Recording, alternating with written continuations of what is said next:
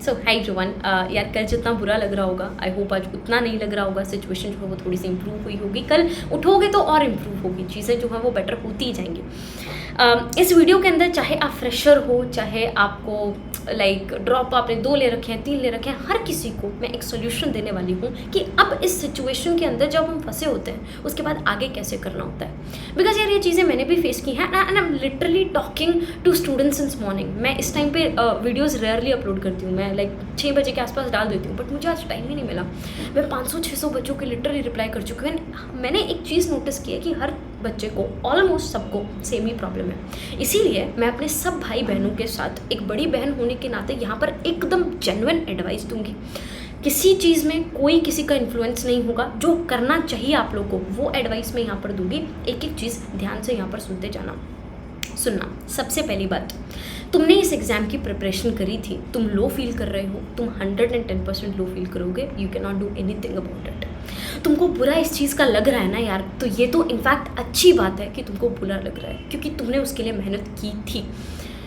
कोई एक रैंडम बच्चा होगा जिसने कोई तैयारी वैयारी नहीं करी, उसको कोई बुरा भी नहीं लग रहा। एंड यार मैं यहाँ पे समझाने की कोशिश कर सकती हूँ, मैं यहाँ पे बोल सकती हूँ कि यार कोई बात नहीं यार, मूव ऑन कर लो, बट टाइम लगेगा, चीज़ें बट बेटर होती जाएंगी। दूसरी चीज़ जो सब स्टूडेंट्स मैक्सिमम जिसके वजह से प्रेशर में हैं वो ये है, they are unable to face their parents. सुनो, मेरे को जो तुम इतने बड़े बड़े मैसेजेस लिख रहे हो, एक बार वो मैसेजेस जाकर अपने पेरेंट्स को लिख कर देखो। मैसेजेस मत लिखो, बात करके देखो, ठीक है। मैं फिर भी एक रैंडम इंसान हूँ, मैं सिर्फ ऑनलाइन तुम्हारी बातें सुन पा रही हूँ। वो तुम्हारे माँ बाप हैं, उन्होंने तुमको जन्म दिया है, वो तुम्हारी खुशी चाहते हैं यार, वो तुम्हारी बात को समझेंगे। लेकिन उसके बावजूद भी कई बार पेरेंट्स नहीं समझ पाते, क्योंकि यार जो रिलेटिव्स होते हैं ना, उनके डायरेक्ट ताने उनको फेस करने पड़ते हैं। तुम फेल हुए हो, तुम्हारे फेलियर का टैग तुम्हारे माँ बाप के ऊपर लगा दिया जाता है कि वो अपनी परवरिश में फेल हो गए, तो इसीलिए वो भी प्रेशर में होते हैं। वो नहीं समझ पा रहे हैं तो तुम थोड़ा सा समझो, छोड़ दो, because it's your life. Doctor तुम बनना चाहते थे, ज़िंदगी भर डॉक्टर तुम बनते, लाइफ तुम्हारी चेंज होती। अब नहीं बन पाए, स्कोर नहीं आया, तुम्हारी लाइफ पर असर पड़ा है। पड़ोस की आंटी क्या सोच रही है, उनके बच्चों के लिए तुम मोटिवेशन थे, उनका बच्चा तुमसे टिप्स लेने आता था, doesn't matter, it's your life, that is important. So इस चीज़ के ऊपर आप थोड़ा सा फोकस करना, और कौन क्या सोच रहा है उसको लिटरली दिमाग से प्लीज़ निकाल दो।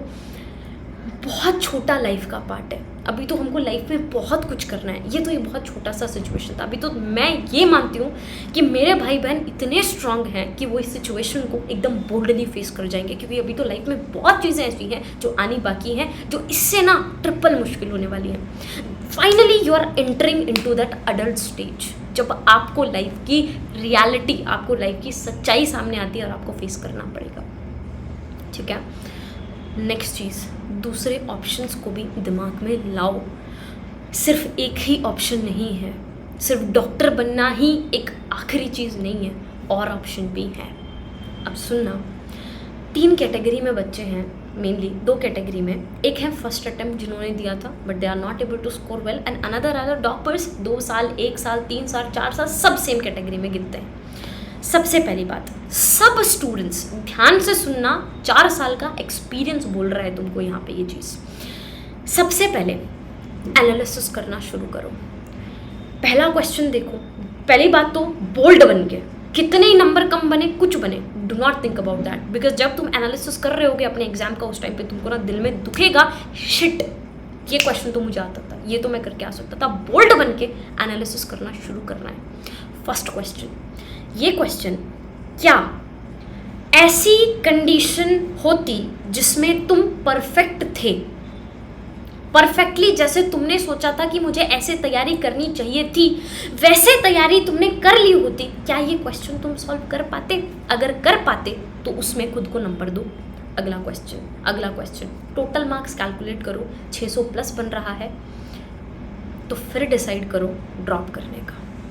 अगर फर्स्ट अटेम्प्ट है और खुद में दम है तो पहले खुद से पूछ लेना, क्या मैं ड्रॉप कर सकता हूँ, because drop is not at all going to be easy. अभी तुमको बुरा लग रहा है, हार्मोनल रश है, इस टाइम पे तुमको ये है कि इस बार फाड़ दूंगा, तोड़ दूंगा, लेकिन एक बार खुद से पूछ लेना, क्या वो इंस्टाग्राम पे जो रील स्क्रॉल करते हो, क्या जो ये यूट्यूब पे टाइम वेस्ट करते हो, क्या जो बाबू सोना तुम्हारा है उसको कंट्रोल कर पाओगे? क्या जो लाइफ में इस साल भर ड्रॉप जब करोगे उस टाइम पे जो प्रेशर आएगा उसको सहन कर पाओगे? अगर कर पाओगे आ जाओ मैदान में। फर्स्ट अटेम्प्ट वाले फुली ड्रॉप कर सकते हो। 1 साल खुद को देना कोई बड़ी बात नहीं है। 24-25 के बाद हम लोग की जॉब भी चली जाती है, तब भी हम 1 साल को देते हैं, दे दो खुद को। लेकिन अगर आप एक ड्रॉपर थे, मैं एक बात बोलूँगी, ये सिर्फ मेहनत का गेम नहीं है, किस्मत भी यहाँ पे रोल प्ले करती है। 21 लाख बच्चे एग्ज़ाम देते हैं, 582 पे किसी बच्चे का सिलेक्शन हो जाता है और 581 पे नहीं होता। 581 वाले की क्या गलती थी? तो लक भी है। इसीलिए दोबारा अगर ड्रॉप लेना है, पहली बात तो कुछ लोगों के पेरेंट्स तो मान जाते हैं, वेल एंड गुड।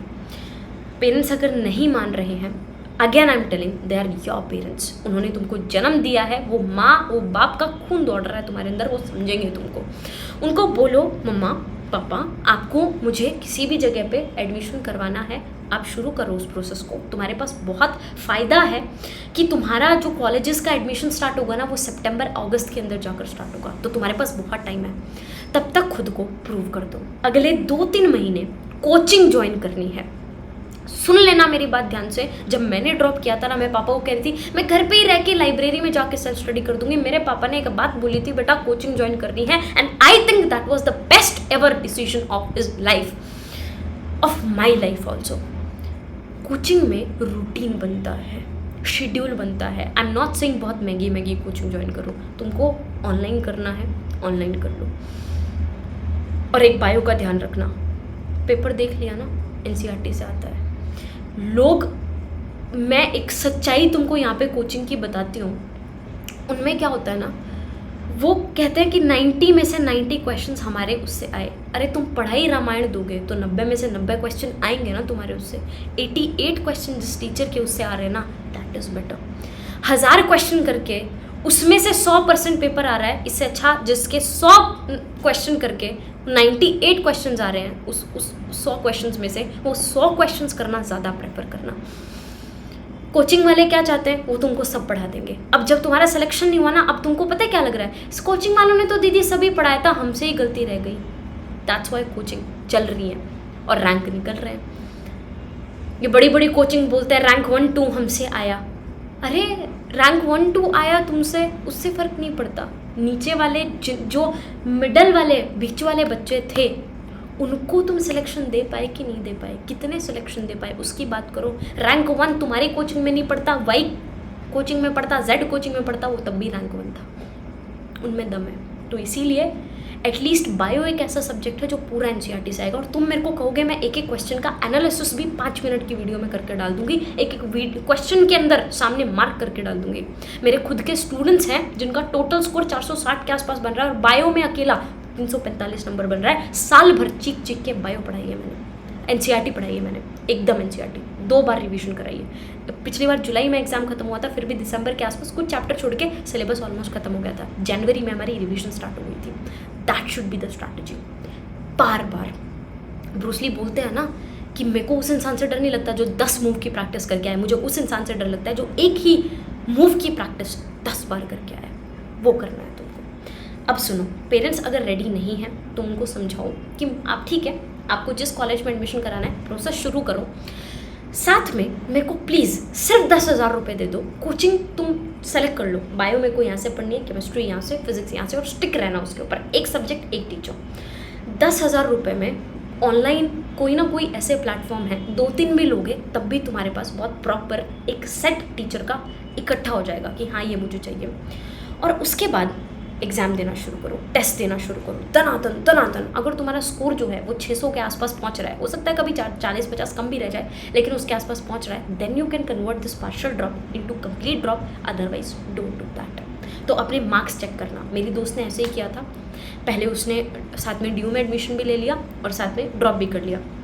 उसके बाद लास्ट 5-6 महीने जब बच्चे से she completely left due, because उसको वहाँ का प्रेशर हो रहा था और उसको लग रहा था कि मेरा एडमिशन हो सकता है, and that was the wisest decision, like literally. And उसके बाद उसका IIT दिल्ली में सिलेक्शन हो भी गया। तो यही चीज़ आपको करनी है, अदरवाइज मैंने फिर बोला ये सिर्फ मेहनत का नहीं, लक का गेम भी है।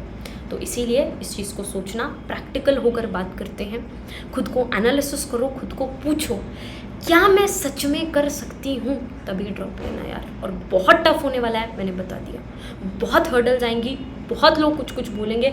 इस बार जब ड्रॉपर होता है ना, ड्रॉपर पे तो कोई विश्वास नहीं करता है तुम्हारा सिलेक्शन हो भी पाएगा, क्योंकि एक बार तुम्हारा नहीं हुआ, अब वो तुम्हारे ऊपर लग चुका है। और इस साल खुद को ये प्रेशर रहेगा कि मुझे खुद को प्रूव भी करना है, आई एम वर्थ इट। ठीक है, नीट 2024 के लिए अगर तैयार हो ना, नीचे इस कमेंट सेक्शन में लिख देना, आए हैं तो लेके जाएंगे, इतनी जल्दी हार तो नहीं मानेंगे। अगर सच में डॉक्टर बनने का सपना था ना, इतना इजीली मत छोड़ना, पार्शियल ड्रॉप कर लेना पर छोड़ना मत, कोशिश करके एक बार ज़रूर देखना।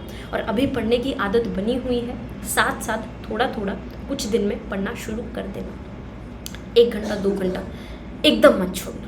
ठीक है, बड़ी बहन होने के नाते जेन्युइन एकदम जेन्युइन एडवाइस दी है, लेकिन नीचे कमेंट सेक्शन में हर कोई मेंशन करेगा इस बार जो गलती की वो नहीं करेंगे, और आए हैं ना यार लेके जाएंगे, छोड़ेंगे नहीं।